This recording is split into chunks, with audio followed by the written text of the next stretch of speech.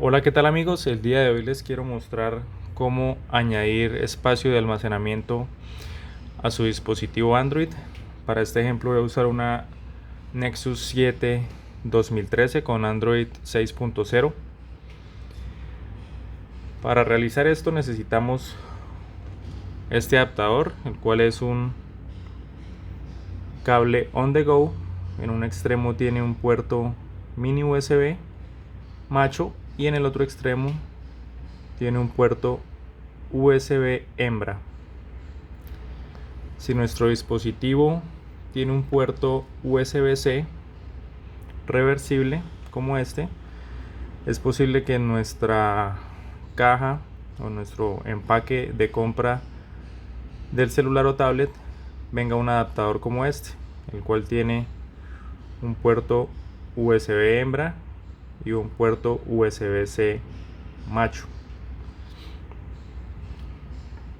Si de nuestros antiguos dispositivos tenemos el cable on the go pero con puerto mini USB, también es posible que en nuestro empaque original del celular o tablet venga un adaptador como este, el cual tiene un puerto pin USB-C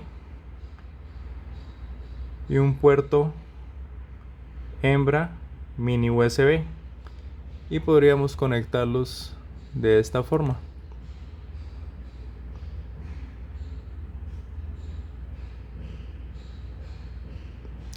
En mi caso, la tablet tiene un puerto mini USB, luego no necesito estos dos adaptadores.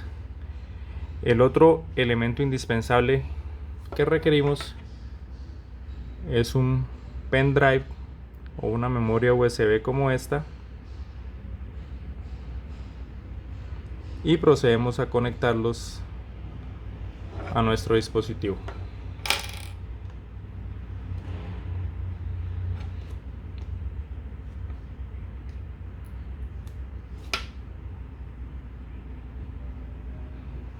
Una vez conectado, vemos que en nuestra barra de notificaciones nos aparece el símbolo de USB.